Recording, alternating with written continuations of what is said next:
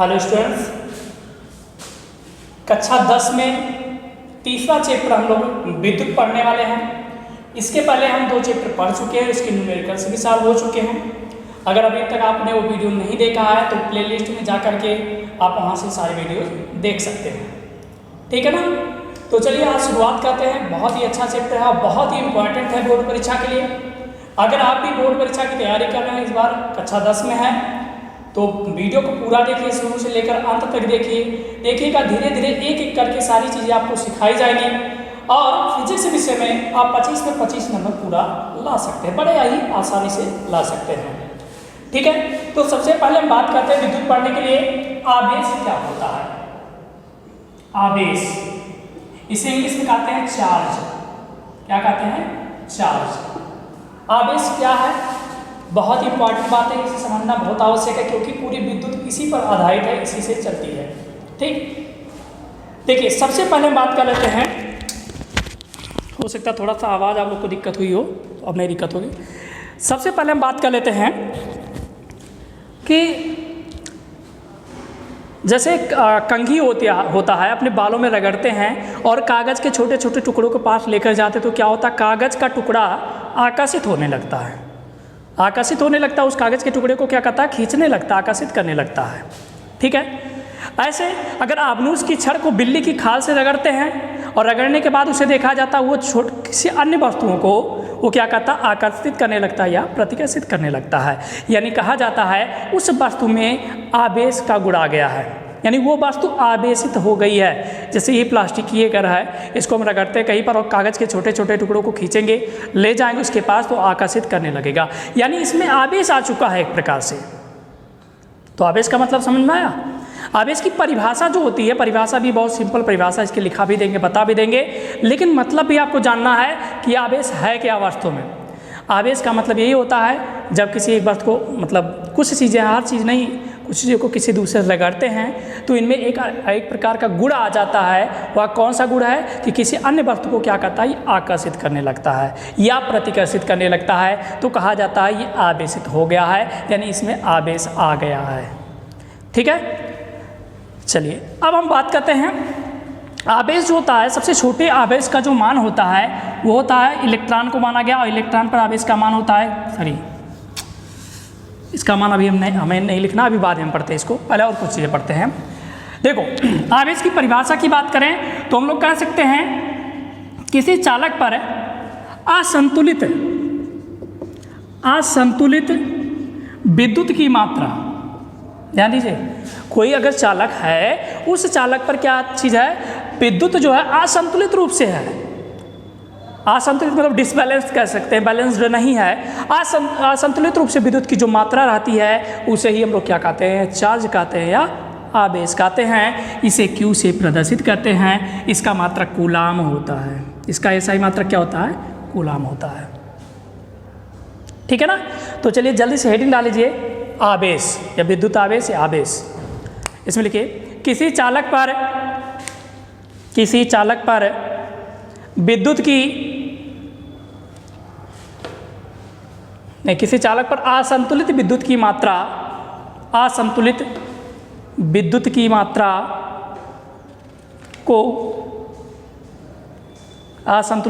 मात्रा को आवेश कहते हैं। इसका एसआई मात्रक कूलाम होता है। इसका एसआई मात्रक कूलाम होता है, ठीक है ना। चलिए अब एक चीज़ और सुनिए, हम कहेंगे कि अगर एक इलेक्ट्रॉन पर आवेश E है और E का मान 1.6 × 10⁻⁻19 कूलाम होता है। ध्यान रखिएगा, ये याद रख लीजिएगा हमेशा के लिए।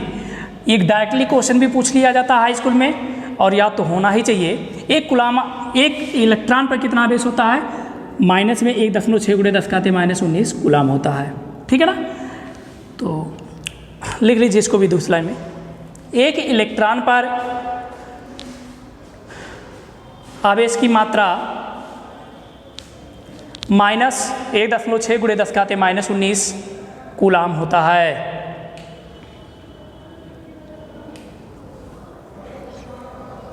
Full stop. दूसरी लाइन में, यदि किसी चालक में n इलेक्ट्रॉन हो तब कुल आवेश की मात्रा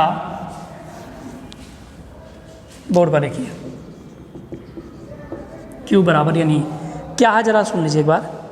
देखिए जैसे एक इलेक्ट्रॉन अगर है तो 1e, 2 इलेक्ट्रॉन है तो 2e, 3 इलेक्ट्रॉन है तो 3, 4 इलेक्ट्रॉन तो 4e, अगर n इलेक्ट्रॉन है तो ne, तो इसलिए Q बराबर क्या लिखा गया, ne। ठीक है, ये हमारा एक सूत्र बना। इसे आवेशों का क्वांटीकरण भी कहते हैं। अच्छा कुछ चीज़ें और भी समझ लीजिए, या लिख लीजिए था Q बराबर ne, या लिख लीजिए कूलाम।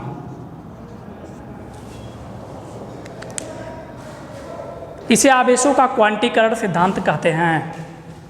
इसे आवेशों का क्वांटीकरण सिद्धांत कहते हैं।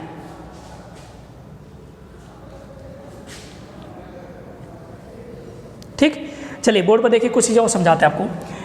ये देखिए न्यूमेरिकल, इस पर एक आपके बोर्ड परीक्षा में फिक्स है, एक न्यूमेरिकल जरूर आएगा। वो कैसे आएगा उस पर हम चर्चा कर लेते हैं। यहाँ Q क्या है, कुल आवेश, n क्या है, इलेक्ट्रॉनों की संख्या, E क्या है, इलेक्ट्रॉन पर आवेश, जिसका मान हमें पता है 1.6 × 10⁻⁹ कूलाम होता है। ठीक, अब अगर आपसे क्वेश्चन पूछ ले कि 5 कूलाम आवेश में कितने इलेक्ट्रॉन होते हैं, ठीक, 5 कूलाम आवेश में कितने इलेक्ट्रॉन, या 1 कूलाम आवेश में, ऐसे आप स्टार लगाइए और लिखिएगा 1 कूलाम आवेश में कितने इलेक्ट्रॉन होते हैं, कितने इलेक्ट्रॉन होते हैं। बहुत इंपॉर्टेंट है, पूछा जाएगा, चाहे न्यूमेरिकल आए चाहे 1 नंबर का बहुविकल्प पे पूछा जाए, आपको याद होना चाहिए और तरीका भी पता होना चाहिए। देखिए कैसे लगाएंगे, 1 कूलाम यानी Q का मान 1 दे दिया, Q बराबर लिख लीजिए 1, कितने इलेक्ट्रॉन यानी n पूछ रहा है, यही सूत्र लगाइए, Q बराबर ne से इस सूत्र का प्रयोग करेंगे तो n बराबर क्या बचेगा, Q/E बनेगा कि नहीं बनेगा। पक्षांतर कर लीजिए, n हम यही रहने देते, E को पक्षांतर करके बटे में आएगा। Q का मान रखिए 1 और E का मान 1.6 × 10⁻⁹। अगर इसको हल करेंगे तो ये आ जाएगा 6.25 × 10⁻18। ये आपको याद होना चाहिए। 1 कूलाम आवेश बराबर होता है, मैं लिख दे रहा हूँ यहाँ पर, 1 कूलाम आवेश बराबर 6.25 × 10⁻18 इलेक्ट्रॉन। बहुत ही इंपॉर्टेंट रटा होना चाहिए सबको। 1 कूलाम में कितने आवेश होते हैं, 6.25 × 10⁻18, सॉरी 1 कूलाम आवेश में कितने इलेक्ट्रॉन होते हैं, 6.25 × 10⁻18 इलेक्ट्रॉन होते हैं। ठीक है ना। ऐसे अगर आपसे पूछ लिया जाए कि 2 कूलाम में कितना होता है, तो सेम इसी प्रकार से सॉल्व कीजिए। यहाँ Q के स्थान पर 1 ना लिख करके 2 रखिए। 8 कूलाम में पूछा जाए तो 8 रखिए, 10 कूलाम में पूछा जाए तो 10 रखिए। जो भी पूछा जाएगा वो यहाँ पर Q के स्थान पर रखा जाएगा। उम्मीद करते हैं यहाँ तक आपको समझ में आ रहा होगा सब कुछ। ठीक है, चलिए अगर वीडियो इस चैनल पर नए हैं तो चैनल को सब्सक्राइब भी कर लीजिएगा। और देखिए बहुत ही मज़ेदार टॉपिक ये है। अगर आप चाहते हैं कि हाँ फिजिक्स में पूरा का पूरा नंबर लाना चाहते हैं तो पूरा मेहनत से पढ़िए, और चैप्टर जब खत्म होगा तो टेस्ट भी कराएंगे, अच्छे अच्छे क्वेश्चन देकर के टेस्ट कराएंगे, जिससे आपकी परीक्षा में अगर क्वेश्चन आए तो आप बिल्कुल पूरा कर ले जाएं। तो चलिए 2 चीज़ें मैं एक बार फिर से पढ़ा दे रहा हूँ। आवेश में जितना पढ़ा है याद करने वाली क्या कीजिए, आवेश का मात्रक कूलाम। ठीक है, और आवेश से संबंधित सूत्र Q बराबर क्या होता है, ये नहीं होता। n क्या है, इलेक्ट्रॉनों की संख्या, E इलेक्ट्रॉन पर आवेश कितना, 1.6 × 10⁻⁻19 होता है। ठीक है, 1 कूलाम आवेश में कितने इलेक्ट्रॉन होते हैं, 6.25 × 10⁻18 कूलाम इलेक्ट्रॉन होते हैं। 1 कूलाम की परिभाषा पूछी जाए तो उसको हम बाद में पढ़ेंगे अभी दूसरे प्रकार से। कोई प्रॉब्लम यहाँ तक किसी को भी। चलिए अब हम बात करते हैं आवेश कितने प्रकार का होता है। आवेश कितने प्रकार का होता है ये पूछा नहीं जाएगा आपसे, लेकिन आवेश 2 प्रकार का, एक धनावेशित एक ऋणावेशित। ठीक, समान प्रकार के आवेश अभी लिखाएंगे भी। आवेश कितने प्रकार का, 2 प्रकार का, एक धनावेशित और एक ऋणावेशित। जो समान प्रकार के आवेश होते हैं, चाहे वो धन हो और चाहे ऋण हो, जो समान प्रकार के आवेश होते हैं वो क्या कहते हैं, प्रतिकर्षित करते हैं एक दूसरे को।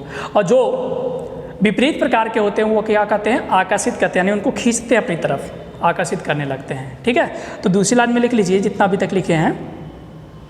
सर ये सब लिखे हैं कि नहीं, अगर नहीं लिख पाए हैं तो एक लाइन में बोल रहा हूँ, वो लाइन जरूर लिख लीजिए, बाकी छोड़ दीजिए, लिख लीजिए अगर नहीं लिखे हो। 1 कूलाम आवेश में 6.25 × 10⁻18 इलेक्ट्रॉन होते हैं। ठीक, अगर नहीं तो वीडियो पॉज करके भी पीछे से लिख सकते हैं। चलिए दूसरी लाइन लिखिए, आवेश 2 प्रकार का होता है। नंबर 1 धनावेशित, नंबर 2 ऋणावेशित। अगली पॉइंट में लिखिए, समान प्रकार के आवेश एक दूसरे को प्रतिकर्षित करते हैं, जबकि विपरीत प्रकार के आवेश आकर्षित करते हैं। विपरीत प्रकार के आवेश आकर्षित करते हैं। ठीक है ना।